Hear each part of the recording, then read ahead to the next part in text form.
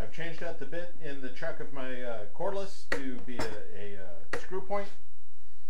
I've got my brackets, and they lay out pretty much like this. I got my bundle of little screws. I can't tell you what size they are. I've had them for a long time, but I know they're the size I want. So, you know, you kind of got to guess on that. And now we can just go ahead and mount it up. Remember, the hole away from you, or toward the back side.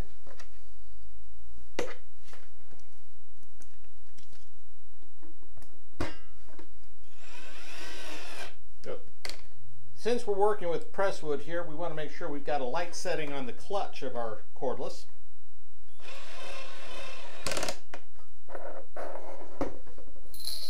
Because if you spin the screw, you're out of luck.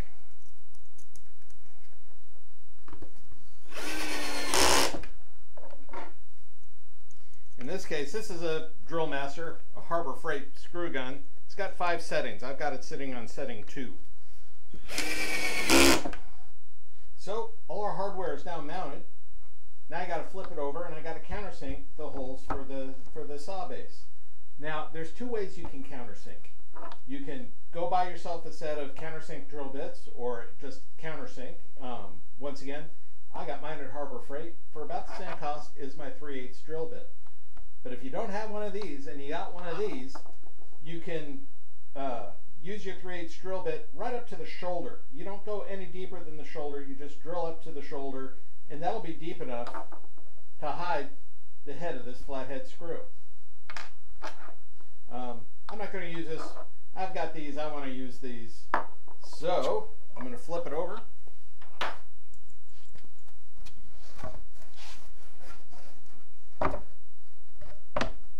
Now that I got those brackets underneath, I'm not going to go all the way through and hurt anything.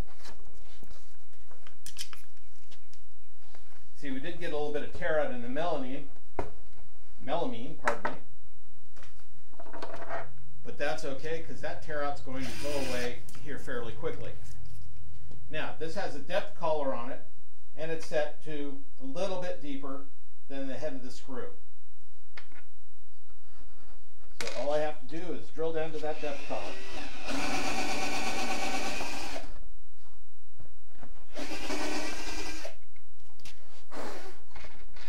Now I'll go ahead and check fit.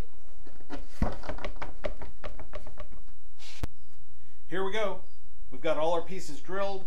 We've got all our hardware modified. We've got everything cut up. Now we're assembling. Now we already assembled some of the top. Now we're going to do the legs. So first thing we want to do is put our legs into our sawhorse bracket. So I'm starting with the back leg, the longer piece, and put it in the piece that we bent up, or in the side of the bracket that we bent up. And this one's sliding right down nice and smooth. If it didn't, I would take one of my side brackets, put it in between the bracket jaws, and use it for a little bit of leverage. So it's going down right to my insertion line there. And there, that's pretty much done. I've already got one partially assembled here. So I've got the front leg in, the short part, the back leg in, the long part. I've already driven 2 of my bolts. Well, as you can see, we're set up a little bit differently, and we're continuing on with the leg. As it turns out, I stepped on my microphone cable and sort of cut it in half. So I was sitting here doing all kinds of work and telling anecdotes and all kinds of good stuff, and you missed it all, which it's probably for the best. So continuing from where we left off, I had already sunk in 2 bolts. I was going to put in the 3rd. So I get it in there, and if it doesn't go all the way in right off, I grab my condenser and I give it a tap. That sets the shank on these carriage bolts, which, as you can see here, have got a square end on them to keep them from rotating. It seats it down into the wood, so when we flip it over and we start attaching hardware, we're not trying to fight a spinning bolt. Now, one thing I did do is I pre-drilled 2 holes through my sawhorse bracket. You can see there's 4 mounting holes. I only did 2 of them. I pre-drilled them with an 1/8 inch drill bit, and then I sank a 1 inch deck screw into each side. And I did it on both sides. And that's plenty tough to hold on to this bracket. Now as you see, we're flipped on over. I've got two 4.5-inch carriage bolts, and I have one carriage bolt that's 5.5 inches, because I've got to get some hardware on here that I'm going to have to loosen and tighten repeatedly, and I want to give it some room so it doesn't fall off, because the shorter ones here are going to be my pivot points. We call these brackets. So it goes down and then pivots down, and then as we build the saw, this is going to be our pivot point. So all we need to do is put a capture nut here. We're never going to take it apart again, hopefully. And then over here we'll have a wing nut and a washer that we'll be loosening and tightening repeatedly as we set our table up and down.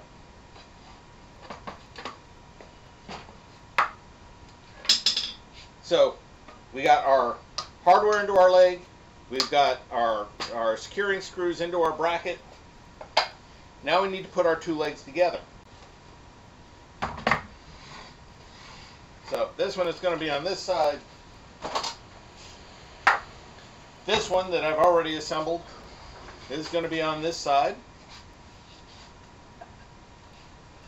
And then I have my mounts, or my braces. Now these braces, I pre-drilled 4 holes into it, and it's basically going to go across like this. Of course, I'm going to use my squares and make sure it's square to the leg, and make sure that the outside of the brace is flush with the outside of the leg, because I want these to be 54 centimeters wide.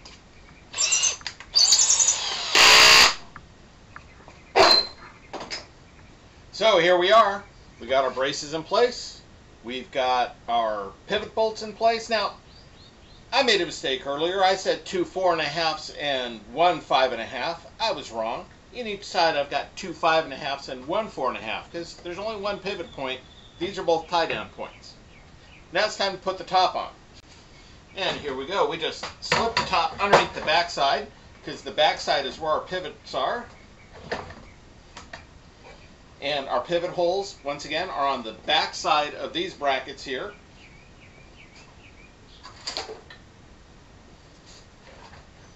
We then line up our holes, put our 3/16 carriage bolts through, and if they require a little convincing, well, we'll just convince them. Got to line them up on the other side as well.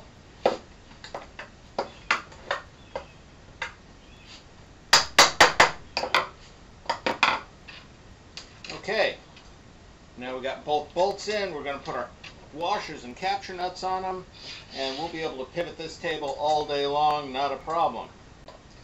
Now we can install all our pivots, all of our braces.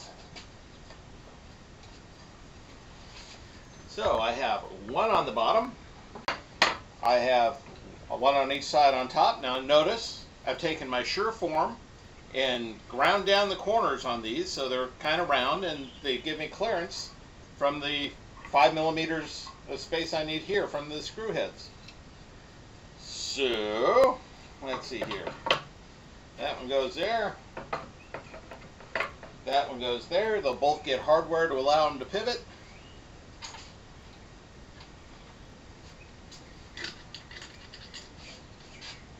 My catch points each get a wing nut and a washer.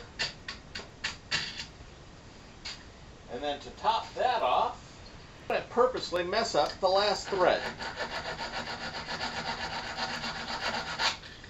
Now if I do that right, this wing nut won't just be able to fall off all by itself. It's going to bind up a little bit right there.